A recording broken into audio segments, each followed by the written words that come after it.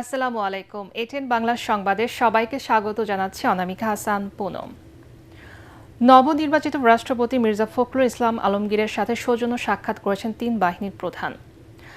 বঙ্গভবনে রাষ্ট্রপতির সাথে সাক্ষাৎ করেন সেনাবাহিনী প্রধান জেনারেল ওয়াকারুজ্জামান, নৌবাহিনী প্রধান অ্যাডমিরাল খন্দকার মিসবাউল আজিম এবং বিমান বাহিনী প্রধান air chief marshal Hasan Mahmud খান।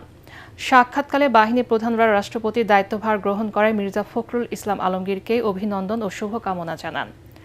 তারা স্ব বাহিনীর বিভিন্ন কার্যক্রম সম্পর্কে রাষ্ট্রপতিকে অবহিত করেন এবং দায়িত্ব পালনে সশস্ত্র বাহিনীর সর্বাধিনায়ক হিসেবে রাষ্ট্রপতির দিক নির্দেশনা ও সহযোগিতা কামনা করেন। রাষ্ট্রপতি মির্জা ফখরুল ইসলাম আলমগীরের সশস্ত্র বাহিনীর কার্যক্রমে সন্তোষ প্রকাশ করে বলেন, বর্তমান সরকার সশস্ত্র বাহিনীকে একটি আধুনিক চতুর্মাত্রিক বাহিনী হিসেবে গড়ে তুলতে কাজ করে যাচ্ছে। রাষ্ট্রপতি তার দায়িত্ব পালনকালে বাহিনীর সদস্যদের পেশাগত দক্ষতা বৃদ্ধির পাশাপাশি সশস্ত্র বাহিনীর সার্বিক উন্নয়নের সর্বোচ্চ সহযোগিতা অব্যাহত থাকবে বলে আশ্বস্ত করেন। নির্বাচনে মনোনয়ন পেলে জয় নিশ্চিত এমন সংস্কৃতি আর থাকবে না বলে মন্তব্য করেছেন নির্বাচন commissioner brigadier general Abul Fazal Mohammad Sanaullah. তিনি বলেন, নির্বাচনের প্রার্থীকে জনগণের ভোট পেয়ে বিজয়ী হতে হবে। রাজধানীর একটি হোটেলে এএফইডি আয়োজিত নির্বাচন পর্যবেক্ষণ প্রতিবেদন উপস্থাপন অনুষ্ঠানে তিনি এসব কথা বলেন। নির্বাচন কমিশন একটি গ্রহণযোগ্য ও অংশগ্রহণমূলক স্থানীয় সরকার নির্বাচন আয়োজনের লক্ষ্যে কাজ করছে বলেও জানান তিনি। বাংলাদেশে যে সংস্কৃতি চালু হয়েছিল, নমিনেশন পেলেই I am elected, no, this is not going to happen. Election will be transparent, free and fair. এটা আমরা নিশ্চিত করবো ইনশাআল্লাহ। সো জনগণের ভোট পেয়েই নির্বাচিত হতে হবে, ভোট পেয়ে প্রার্থীদেরকে নির্বাচিত হবে, এটা যেন বদ্ধমূল হয়ে যায় সবার মাঝে।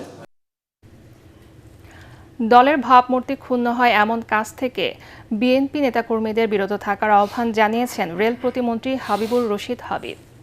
অন্যথায় গোয়েন্দা তথ্য অনুযায়ী তাদের বিরুদ্ধে আইন অনুযায়ী ব্যবস্থা নেওয়া হবে বলে হুঁশিয়ারি দেন তিনি।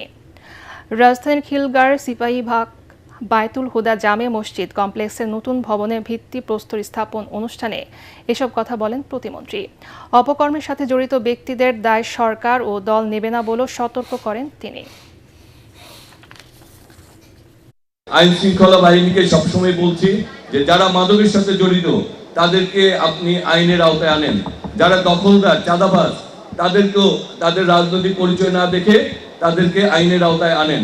কারণ যারা চাঁদাবাজ, সন্ত্রাসী, দখলদার, মাদক ব্যবসায়ী, তারা কখনোই এই দেশের জন্য, দলের জন্য, সমাজের জন্য তারা কখনোই ভালো লোক, ভালো মানুষ হতে পারে না।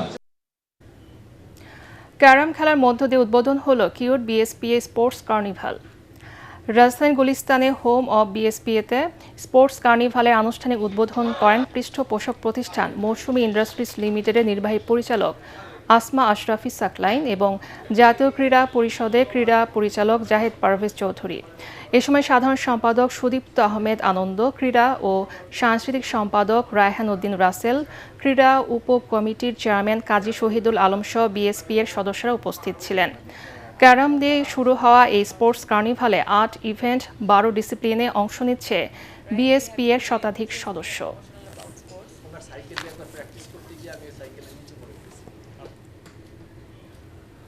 পরবর্তী সংবাদ দেখার আমন্ত্রণ জানিয়ে এখনকার মতো শেষ করছি। এটিএন বাংলার সংবাদ ইউটিউবে দেখতে ব্রাউজ করুন, ATN বাংলা নিউজ। ধন্যবাদ সবাইকে।